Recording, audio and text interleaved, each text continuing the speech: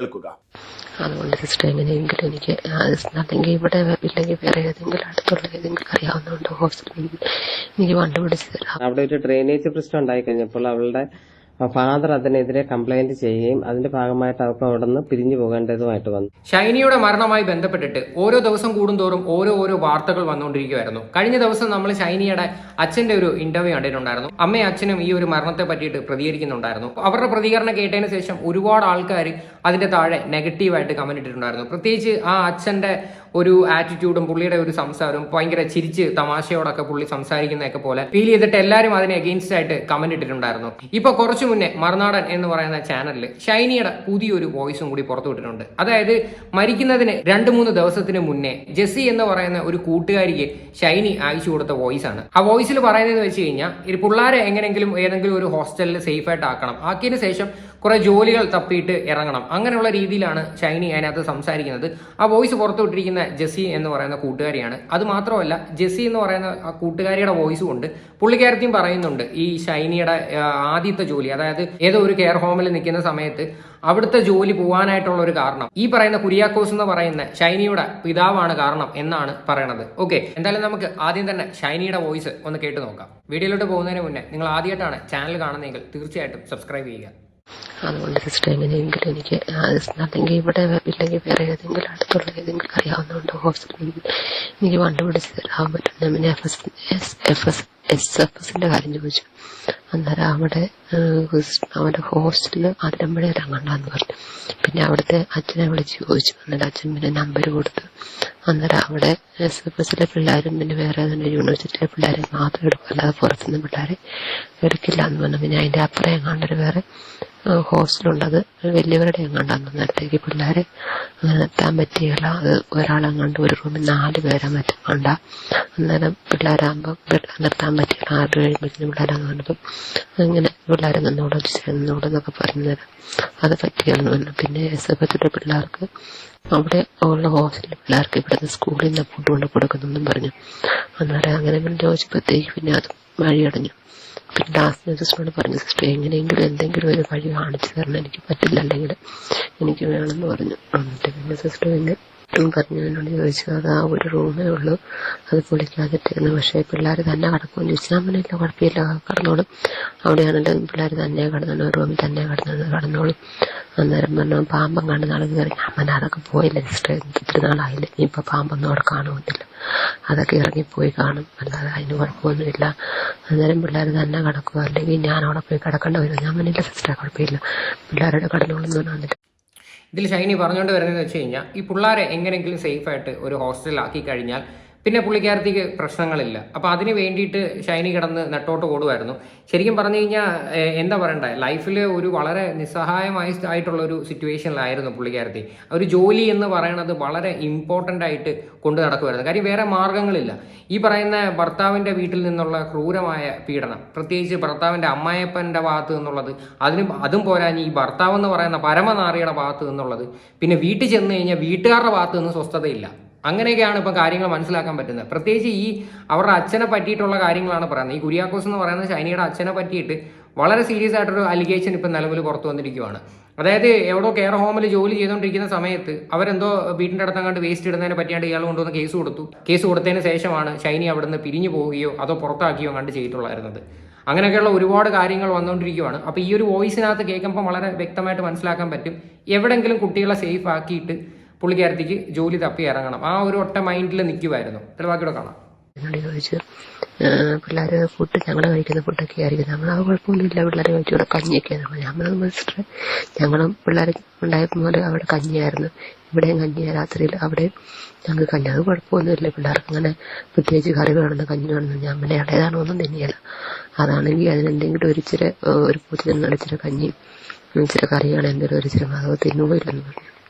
അതുകൊണ്ട് അതൊന്നും കുഴപ്പമില്ല സിസ്റ്റർ, അതൊക്കെ ഞങ്ങൾ അഡ്ജസ്റ്റ് ആയിക്കോളാം, എങ്ങനെയെങ്കിലും എനിക്ക് ഒരു ഇതുണ്ടാക്കി തന്നാൽ മതി എന്ന് പറഞ്ഞാൽ നേരം പറഞ്ഞ സിസ്റ്ററിനോട് ഞാൻ ചോദിച്ചിട്ട് ഞാൻ പറയാമെന്ന് പറഞ്ഞു. ചേച്ചി ഉറങ്ങിയിരുന്നേറ്റോ. പിന്നെ ഞാനിവിടെ വന്നപ്പോഴത്തേക്ക് 3:15 അവിടെ ഞാൻ SH പോയി ചോദിച്ചു. അവിടെ പോയിട്ടങ്ങ് ഒരു രക്ഷയില്ല, അവർ അടിക്കാൻ അവർ പറഞ്ഞു പിന്നെ വലിയ പിള്ളേരെയാണ്, ചെറിയ പിള്ളേരെ നടത്തിയാല അങ്ങനെ ഇങ്ങനെയാ പിള്ളേരെ നോക്കണ്ടേ, അപ്പനുമില്ല അമ്മയില്ലാതെ നമ്മളങ്ങനെ നിൽക്കുമ്പോഴേ പിള്ളേരെ ഒത്തിരി കെയർഫുള്ളായിട്ട് നോക്കണം. ഇവിടെ നമുക്ക് വേക്കൻസി ഇല്ല. അതായത് പല ഹോസ്റ്റലുകളിലും ചെന്ന് സമീപിച്ചപ്പോഴത്തേക്ക് അവരൊന്നും ഈ പറയുന്ന പോലെ പിള്ളേരെ അവിടെ നിർത്തിയില്ല എന്നുള്ള രീതിയിലാണ് പറയുന്നത്. ഒരു പക്ഷേ മേ ബി ഈ നോബി എന്ന് പറയുന്ന ഒരു അച്ഛൻ എന്നൊക്കെ പറയുന്ന ഒരുത്തനുണ്ടല്ലോ, അവനൊക്കെ മേ ബി ഇടപെട്ടതിന്റെ പേരിലാവാം അങ്ങനെ ഒരു ചാൻസ് ഇതിനകത്ത് പറയുന്നുണ്ട്. എനിവേ പുള്ളിക്കാരത്തിയുടെ സംസാരം കേൾക്കുമ്പോൾ തന്നെ അറിയാം മെന്റലി അത്ര ഓക്കെ അല്ല. കാര്യം വളരെ ഡെസ്പറേറ്റ് ആയിട്ടിരിക്കുന്ന ഒരു സിറ്റുവേഷൻ, എന്ത് ചെയ്യണം എന്നറിയില്ല, അങ്ങനെയൊക്കെയുള്ള ഒരു മാനസികാവസ്ഥയിൽ കടന്നു പോയിക്കൊണ്ടിരിക്കുവായിരുന്നു. ഇനി ഈ ഒരു വിഷയത്തിൽ ഡീറ്റെയിൽ ആയിട്ട് ഈ ജെസ്സി എന്ന് പറയുന്ന കൂട്ടുകാരി പ്രതികരിക്കുന്നുണ്ട്. ജെസ്സി എന്ന് പറയുന്ന കൂട്ടുകാരി ഈ പറയുന്ന കുര്യാക്കോസ് എന്ന് പറയുന്ന ഷൈനിയുടെ അച്ഛൻ ചെയ്ത കുറച്ച് പരിപാടിയെ പറ്റിയിട്ട് സംസാരിക്കുന്നുണ്ട്. എന്തായാലും നമുക്ക് അതും കൂടി കേൾക്കാം. ഷൈനിയും റോസംസ്റ്റിക്ക കെയർ ഹോമിൽ നിന്ന് തുടങ്ങിയ പരിചയമാണ്. ഷൈനി നല്ലൊരു ആക്റ്റീവ് ആയിട്ടുള്ള ഒരു കുട്ടിയാണ്. എല്ലാവരുമായിട്ട് നന്നായി മിങ്കിൾ ചെയ്ത് പോവുകയും അതുപോലെ തന്നെ പേഷ്യൻസിനോടായിട്ടും നല്ല കെയർ ഒക്കെ കൊടുക്കുകയും ചെയ്യുന്ന നല്ല എല്ലാവർക്കും ഇഷ്ടമുള്ള നല്ലൊരു കുട്ടിയായിരുന്നു. അതുപോലെ തന്നെ നന്നായിട്ട് പ്രാർത്ഥിക്കുകയും പള്ളിയിൽ പോവുകയും കുട്ടികളെയും ആ വഴിയെ തന്നെ ഫോളോ ചെയ്യിപ്പിക്കുകയും ഒക്കെ ചെയ്തിരുന്നു. പിന്നെ റോസംസ്റ്റിക്ക കെയർ ഹോമിൽ നിന്ന് അവർക്ക് കുറച്ച് നാൾ കഴിഞ്ഞപ്പോൾ അവിടെ നിന്ന് പിരിഞ്ഞു പോകേണ്ടതായിട്ട് വന്നു. കാരണം അവിടെ ഒരു ഡ്രെയിനേജ് പ്രശ്നം ഉണ്ടായി കഴിഞ്ഞപ്പോൾ അവളുടെ ഫാദർ അതിനെതിരെ കംപ്ലൈന്റ് ചെയ്യുകയും അതിന്റെ ഭാഗമായിട്ട് അവർക്ക് അവിടെ നിന്ന് പിരിഞ്ഞു പോകേണ്ടതുമായിട്ട് വന്നു. അവിടെ നിന്ന് പിരിഞ്ഞു പോയതിനു ശേഷം അവള് പല സ്ഥലങ്ങളിലും ജോലിക്കായി അന്വേഷിക്കുകയും അതുപോലെ തന്നെ അതോടൊപ്പം തന്നെ അവള് എൻക്ലക്സ് ആറിന് വേണ്ടി പ്രിപ്പയർ ചെയ്യുകയും ചെയ്യുന്നുണ്ടായിരുന്നു. നിർഭാഗ്യവശാൽ അവർക്ക് എങ്ങും തന്നെ ജോലി ശരിയായി കിട്ടിയില്ല. അപ്പം എൻക്ലക്സ് ആറിന് വേണ്ടിയിട്ട് പ്രിപ്പയർ ചെയ്തുകൊണ്ടിരുന്നതിനാൽ ഇനി ആ വഴിയെ ഞാൻ പോവുകയാണെന്നാണ് എന്നോട് പറഞ്ഞത്. അപ്പൊ ഇതിൽ നിന്ന് മനസ്സിലാക്കാൻ പറ്റും ഈ പറയുന്ന ഒരു കെയർ ഹോമിൽ ഉണ്ടായിരുന്ന ആ ഒരു ജോലി സ്വന്തം അച്ഛൻ കാരണമാണ് അത് നഷ്ടപ്പെട്ടതെന്ന്. ശരിക്കും പറഞ്ഞു കഴിഞ്ഞാൽ ഞാൻ പറഞ്ഞല്ലോ, ഈ സ്വന്തം വീട്ടിൽ പോലും നമുക്ക് സമാധാനമില്ലാത്തൊരു സിറ്റുവേഷൻ എന്ന് പറഞ്ഞാൽ അത് ഭയങ്കര ഒരു വല്ലാത്തൊരു സിറ്റുവേഷൻ തന്നെ. ഇന്നൊരു CCTV ഫുട്ടേജ് ഒക്കെ ഇറങ്ങിയിട്ടുണ്ടായിരുന്നു, ഈ ഷൈനി 2 പിള്ളേരുമായിട്ട് രാത്രി ഇറങ്ങി പോകുന്നതൊക്കെ ഉള്ളത്. ശരിക്കും അതൊക്കെ കാണുമ്പോഴത്തേക്ക് നമുക്ക് ഭയങ്കര സങ്കടമാണ് തോന്നുന്നത് അല്ലേ. കാര്യം ഒരു സ്ത്രീകൾക്കും ഇങ്ങനെയുള്ളൊരു സംഭവം ഇനി ഉണ്ടാവരുത്, അതാണ് നമ്മൾ മാക്സിമം നോക്കുന്നത്. അതായത് ഈ പറയുന്ന കുറെ ഭർത്താക്കന്മാരെന്ന് പറയുന്ന കുറെ നാറികൾ എല്ലാരെയും അടിച്ചാക്ഷേപിക്കുമല്ല. കാര്യം ഇതുപോലെ വന്ന് വെള്ളം അടിച്ചിട്ടും വെറുതെ ഭാര്യമാരെ എടുത്തിട്ട് അടിക്കുകയും അവന്മാരെന്തോ വലിയ സംഭവമാണെന്ന് കരുതുകയും പിന്നെ ഇവന്മാർക്ക് അങ്ങ് സംശയരോഗമാണ്. ശരിക്കും ഇങ്ങനെ അടിക്കാനും ഇടിക്കാനൊക്കെ വേണ്ടിയിട്ടാണെങ്കിൽ ഇവന്മാരൊക്കെ എന്തിനാണ് ഈ കല്യാണം കഴിക്കുന്നത്? എന്നിട്ട് അവന്റെ ഇപ്പോൾ ഒരുമാതിരിയിലെ കുറ്റബോധം, അവൻ പൊട്ടിക്കരഞ്ഞെന്നാണ് പറയുന്നത് പോലീസുകാരുടെ മുന്നിൽ നിന്ന്. വെറും നാണോ മാനോ കെട്ടവരുത്തൻ, അങ്ങനെ തന്നെ അവനെ വിളിക്കാൻ പറ്റത്തുള്ളൂ. എന്നാലും ബാക്കിയോടെ കാണാം. അപ്പം വീട്ടിലും അതുപോലെ തന്നെ അവൾ എന്നോട് പറഞ്ഞിട്ടുണ്ട് ചില പ്രശ്നങ്ങളൊക്കെ ചുങ്കത്ത് വെച്ചും അതുപോലെ തന്നെ ഇവിടെയും ചില പ്രശ്നങ്ങളും ബുദ്ധിമുട്ടുകളും ഒക്കെ ഉണ്ട്. കുട്ടികൾക്ക് ചില പ്രശ്നങ്ങളൊക്കെയാണ് ഇവിടെ. അതുപോലെ കുട്ടികളോട് ഇവിടുത്തെ ഗ്രാൻഡ് പേരൻസ് ഇച്ചിരി സ്ട്രിക്റ്റ് ആയിട്ടാണ് പെരുമാറുന്നത്. അത് അവർക്ക് അതുപോലെ കുട്ടികൾക്ക് ഒരുപോലെ വിഷമം ഉണ്ടാക്കുന്നുണ്ട്. അതുകൊണ്ട് കുട്ടികളെ എങ്ങനെയെങ്കിലും ഇവിടെ നിന്ന് മാറ്റി നിർത്തണം, അവർക്ക് എവിടെയെങ്കിലും ജോലിക്കായിട്ട് പോകണമെന്ന് എന്നോട് പല പ്രാവശ്യവും പറഞ്ഞിട്ടുണ്ടായിരുന്നു. അപ്പൊ അങ്ങനെ ഇരുന്നപ്പോഴത്തേന് കുറച്ച് ദിവസം മുമ്പ് എന്നോട് നേരത്തെ പറഞ്ഞിരുന്നു കുട്ടികളെ നെക്സ്റ്റ് ഇയറിലേക്കെങ്കിലും അവിടെ ഹോസ്റ്റലിലേക്ക് മാറ്റണം, ഞാൻ എവിടെയെങ്കിലും ദൂരെ ജോലിക്കായിട്ട് പോവുകയാണെന്നും എന്നോട് പറഞ്ഞിരുന്നു. അപ്പൊ ഈ അടുത്ത നാളുകളിൽ ബാദ്രയിൽ അവൾക്ക് ജോലി ശരിയായെന്നാണ് അവൾ എന്നോട് പറഞ്ഞത്. അതിന്റെ ഭാഗമായിട്ട് അവള് കുട്ടികളെ ഹോസ്റ്റലിലേക്ക് മാറ്റണം, അത് എവിടെയെങ്കിലും ഉണ്ടോ എന്ന് അന്വേഷിച്ച് എന്നോട് സംസാരിച്ചിരുന്നു അതിനെക്കുറിച്ച്. അപ്പോൾ ആ കുട്ടികൾ പഠിക്കുന്നത് ഇവിടെ ഹോളിക്രോസ് സ്കൂളിലാണ്. അപ്പൊ ഹോളിക്രോസിൽ നേരത്തെ തന്നെ ഒരു ഹോസ്റ്റൽ ഉണ്ടായിരുന്നു. ഇപ്പം കുട്ടികൾ ഇപ്പൊ ഈ അതിന്റെ റിപ്പയറിംഗിന്റെ ഭാഗമായിട്ട് ആ ഹോസ്റ്റൽ അടച്ചിരിക്കുകയായിരുന്നു. അപ്പം ഞാൻ ഷൈനിയോട് പറഞ്ഞു, ഷൈനി ഇവിടെ വന്ന് പ്രിൻസിപ്പളുമായിട്ടൊന്ന് സംസാരിച്ച് നോക്ക്. അപ്പം അതിന്റെ ഭാഗമായിട്ട് ഷൈനി ഇവിടെ വരികയും അതുപോലെ തന്നെ പ്രിൻസിപ്പളുമായിട്ട് സംസാരിക്കുകയും ചെയ്തു. അപ്പോൾ ഷൈനിയുടെ ബുദ്ധിമുട്ടുകളും പ്രയാസങ്ങളും ഒക്കെ കണ്ട് പ്രിൻസിപ്പൾ പറഞ്ഞു ഓക്കെ ഞാൻ ഹോസ്റ്റൽ കുട്ടികൾക്കായിട്ട് അലവ് ചെയ്യാമെന്നും പറഞ്ഞ് ഹോസ്റ്റൽ അവർക്ക് സാങ്ഷൻ നൽകുകയും ചെയ്തു. ഷൈനി എപ്പോഴും എന്നോട് പറഞ്ഞത് ബാദ്രയില് അവിടെ അടുത്തൊരു ബാദ്രയിലെ ഒരു ഹോസ്പിറ്റലിൽ ജോലി ചെയ്യുകയും അതിനടുത്തുള്ള ആ ഒരു സെന്റർ ഉണ്ട്, അവിടെ എൻക്ലക്സ് ആറിന് അപ്പിയർ ചെയ്യുകയും ചെയ്യാൻ വേണ്ടിയിട്ടാണ് ഞാനിങ്ങനെ ചെയ്യുന്നതെന്നാണ് പറഞ്ഞത്. വളരെ സന്തോഷകരമായിട്ടാണ് ഞങ്ങൾ തമ്മിൽ പിരിഞ്ഞത്. നോക്കി ഹോസ്റ്റല് കിട്ടിയതിന് ശേഷം അവൾ എനിക്ക് മെസ്സേജ് ഇടുകയും ചെയ്തിരുന്നു. അപ്പൊ ഇത്രയാണ് ജെസ്സി എന്ന് പറയുന്ന ആ ഒരു കൂട്ടുകാരി പറഞ്ഞ കാര്യങ്ങൾ. ഇതൊക്കെ കേൾക്കുമ്പോഴത്തേക്ക് നമുക്ക് മനസ്സിലാക്കാൻ പറ്റുന്നതെന്ന് പറഞ്ഞു കഴിഞ്ഞാൽ നമുക്ക് ഈ മെന്റൽ സപ്പോർട്ട് എന്ന് പറയുന്നത് ഒരു വലിയൊരു ഇമ്പോർട്ടൻ്റ് ആണ്. പ്രത്യേകിച്ച് ഒരു ജോലിയോ അല്ലെങ്കിൽ കയ്യിൽ പൈസയോ ഇല്ലാതിരിക്കുന്ന ഒരു സിറ്റുവേഷനിൽ നമുക്ക് എപ്പോഴും വേണ്ടത് വളരെ മെന്റൽ സപ്പോർട്ടാണ്. അങ്ങനെയുള്ള ആൾക്കാരോട് നമ്മൾ കൂടുതൽ അല്ലെങ്കിൽ ഇടപെടാനായിട്ട് നോക്കണം.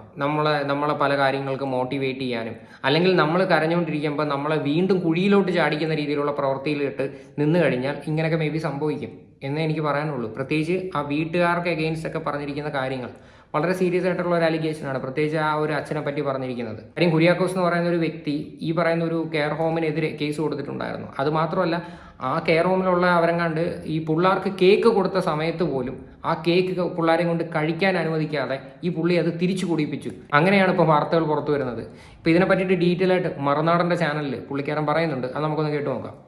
എന്ന ആരോപണം ഉണ്ടായിരുന്നു. ഭർത്തൃ വീട്ടിൽ നിന്ന് ഭീകരമായ പീഡനം സഹിച്ചുകൊണ്ടാണ് പുറത്തേക്ക് വന്നത്. പക്ഷെ സ്വന്തം വീട്ടിലും ഷൈനിക്ക് സ്വീകാര്യത ഉണ്ടായിരുന്നില്ല എന്ന് വ്യക്തമാക്കുന്നതായിരുന്നു അഭിമുഖം. ഇത് ശരിവയ്ക്കുകയാണ് ഷൈനിയുടെ കൂട്ടുകാരി ജെസ്സി. ഷൈനി തൊട്ടടുത്തുള്ള റോസ മിസ്റ്റിക്ക എന്ന് പറയുന്ന ഒരു കെയർ ഹോമിൽ കുറച്ചു കാലം ജോലി ചെയ്തിരുന്നു. ആ കെയർ ഹോമിനെതിരെ ഷൈനിയുടെ പിതാവ് കേസ് കൊടുത്തു മാലിന്യം ഇടുന്നതുമായി ബന്ധപ്പെട്ട്. അത് പരിഹരിക്കാമെന്ന് അവർ പറഞ്ഞിരുന്നു. പക്ഷേ പരിഹരിക്കാൻ കുര്യാക്കോസിന് താല്പര്യമുണ്ടായിരുന്നില്ല. അങ്ങനെ അവരുമായി പ്രശ്നമായി കേസായി ഷൈനിക്ക് ജോലി ഉപേക്ഷിക്കേണ്ടി വന്നു. പുറത്താക്കിയതാണോ രാജിവെച്ചതാണോ എന്ന് വ്യക്തമല്ല. ആ കെയർ ഹോമുകാരാണ് വാസ്തവത്തിൽ ഷൈനിയെ ഒരുപാട് സഹായിച്ചിരുന്നത്. പക്ഷെ ആ കെയർ ഹോമുമായി ബന്ധമുണ്ടാക്കാനോ ആ കെയർ ഹോമിന്റെ വാഹനത്തിൽ കയറ്റാനോ പോലും പിതാവ് സമ്മതിച്ചിരുന്നില്ല. മാത്രമല്ല, അവർ കൊടുത്തിരുന്ന കേക്ക് മക്കളെ കൊണ്ട് തിരിച്ചു കൊടുപ്പിച്ചിരുന്നു. അത്തരമൊരു മാനസിക സാഹചര്യം സ്വന്തം വീട്ടിലും ഷൈനിക്കുണ്ടായിരുന്നു എന്നാണ് ഇപ്പോൾ മനസ്സിലാക്കാൻ കഴിയുന്നത്. കഷ്ടം തന്നെ എന്തായാലും. കാര്യം സ്വന്തം മാതാപിതാക്കൾ തന്നെ ഇങ്ങനെ സ്വന്തം മകളുടെ അടുത്ത് കാണിക്കുമ്പം നമ്മൾ എന്താണ് അതിനെ പറയേണ്ടത്? ഇവർക്ക് സത്യം പറഞ്ഞാൽ എനിക്ക് തോന്നുന്നു പ്രത്യേകിച്ച് വേറെ പ്രശ്നമൊന്നുമില്ല. കാര്യം ഇവരുടെ ബാക്കിയുള്ള മക്കൾ മാസാമാസം കറക്റ്റിന് ചിലവിന് കൊടുക്കുന്നുണ്ട്, അങ്ങനെയൊക്കെ അവർ പറയുന്നുണ്ട്. അപ്പോൾ പിന്നെ ഷൈനി എന്ന് പറയുന്ന ഒരു വ്യക്തി അവർക്ക് മൈൻഡ് ചെയ്യേണ്ട ആവശ്യമില്ല. അങ്ങനെയാണ് ഇപ്പോൾ ഈ കാര്യങ്ങൾക്കൊക്കെ നമുക്ക് കാണുമ്പോൾ മനസ്സിലാക്കാൻ പറ്റുന്നത്.